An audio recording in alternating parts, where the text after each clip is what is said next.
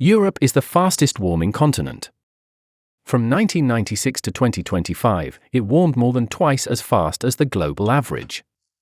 That does not pin any one heatwave on climate change, and it does not explain Europe's birth rate. It does, however, give this joke excellent lighting. A large 2024 retrospective study of Chinese sperm bank donors linked hot season temperature anomalies to poorer semen measures. Linked, not caused. Donors, not Europe. Semen, not births. Even sperm now need a disclaimer. The performance review was apparently not optional. EU fertility was 1.34 in 2024, Eurostat's lowest EU figure since 2001. Replacement is about 2.1 without migration. Banks reproduce beautifully, subsidiaries, mergers, products with offspring. Make one big enough to threaten the system and the state response stands to attention. Family umbrella, decorative. Now, 1.34 is not a baby census or a forecast. It is a period rate, the children a hypothetical woman would have if 1 year's age-specific rates lasted throughout her childbearing years. Not her completed family size. Demography's answer to fortune-telling, except with footnotes. In 2025, the provisional EU count was about 3.46 million births, roughly 26% fewer than in 2008, using today's EU 27 aggregate. A real decline. Still not a diagnosis. The statistic says fewer births. The television panel hears civilization has unfollowed us. Europe is not empty tomorrow. On the 1st of January 2026, the EU population was about 452 million. 706,000 more than a year earlier. Since 2012, net migration has offset negative natural change. Fertility, population, and age structure are different files. Stop naming all three. collapse_final_final. Low fertility still reshapes age structure and the future workforce. Migration changes the arithmetic, it does not make aging fictional. Demography is Excel with columns. Delete the migration column and the slogan improves immediately. Unfortunately, reality keeps restoring the file. So who killed the baby boom? Nobody. Wrong genre. Biology, health, relationships, preferences, timing, work, care, housing, and uncertainty all matter. Some people do not want children. That is a choice, not a defect requiring a ministerial reboot.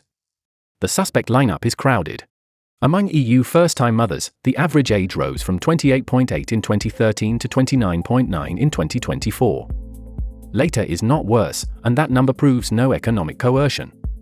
It merely shows the calendar advancing while job, partner, housing, and childcare remain pending approval. Babies are small. The extra room has apparently been listed as a luxury asset.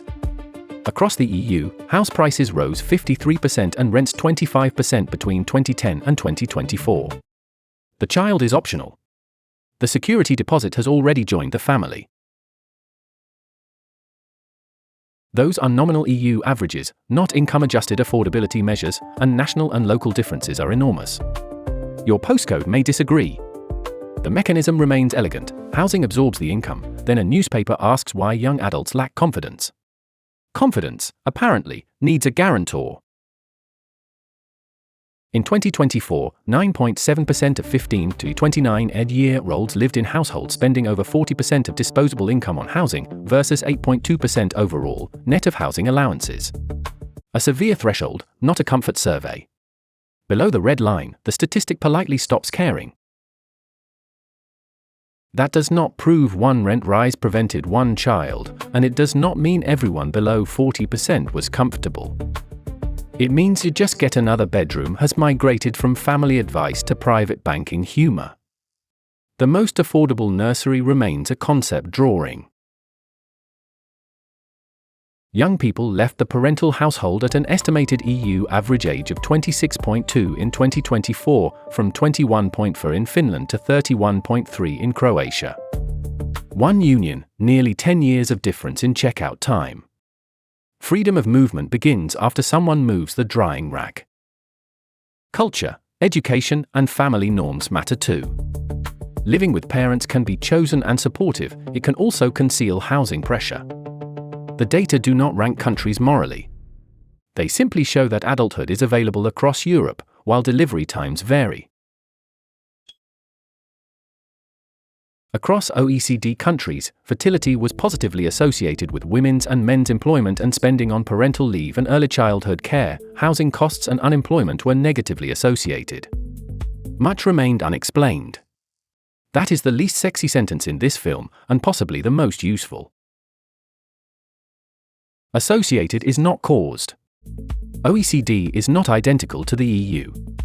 A regression is a map, not CCTV footage of a missing baby. Policy wants one silver bullet.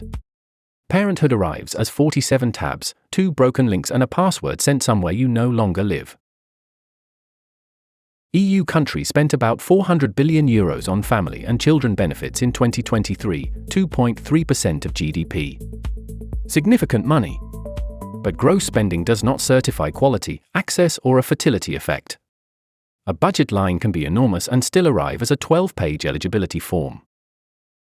In 2024, 39.3% of under-3s participated in formal childcare or education, below the EU's 45% target for 2030. Countries differ hugely. Participation does not guarantee a full-time, affordable, high-quality place near work. Statistics have childcare. Parents have opening hours. Coherent work-family policy helps, OECD says, alone it neither explains fertility differences nor restores replacement. Poland's 500+ reduced extreme child poverty but did not raise fertility. One policy, not a universal verdict. Welfare can succeed without producing a bonus taxpayer. Children are people, not fiscal apprentices. Now the bank joke earns its footnotes. Too big to fail described fear that a disorderly collapse could hit payments, deposits, credit, and other banks. It was not a legal loyalty card. Banks are infrastructure. Unfortunately, infrastructure gets very emotional when its own plumbing leaks. From 2008 to 2012, European governments used about €1.5 trillion across capital support, asset measures, and guarantees. Gross support and exposure, not a final €1.5 trillion taxpayer loss, and not comparable one-for-one with annual family spending. Same currency symbol. Completely different accounting.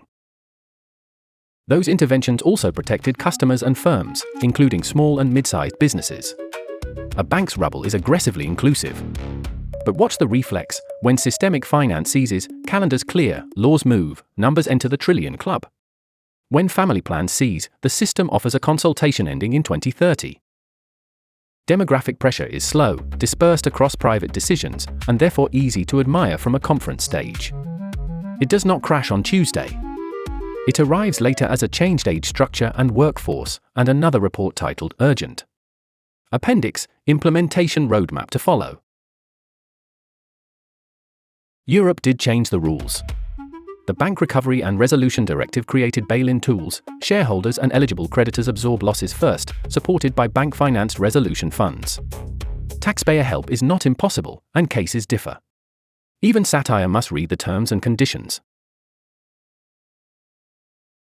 The 2017 resolution of Banco Popular wrote down or converted shares and capital instruments the business transferred to Santander for €1. The authority says no public funds were used. One case, not a guarantee. €1, heavily footnoted. Capital holders took losses, we do not claim depositors did. No, every large bank does not carry a golden rescue card. The question is how to contain systemic failure without rewarding reckless risk. Counterevidence sharpens the attack: incentives, unequal urgency, and a system that recognizes emergencies more readily when they have a ticker. Honest family policy starts by putting away the breeding scoreboard. No coercion. No fertility league. Make wanted parenthood less needlessly difficult: housing supply, dependable leave and childcare, work that does not permanently punish one carer, reproductive health, stable rules, and respect for people who want no children. Then plan for low fertility anyway: migration, integration, broader labor participation, productivity, and healthy aging. A child born today takes roughly 20 years to enter the workforce. Demography has latency. You cannot patch it next quarter, relaunch the logo, and call the backlog transformed. Fertility is not a morality referendum or factory target. No single culprit, only small frictions that become systemic together. Stop asking why people will not produce the future. Ask what present they're invited to reproduce. Cause: distributed. Delay: functioning as designed.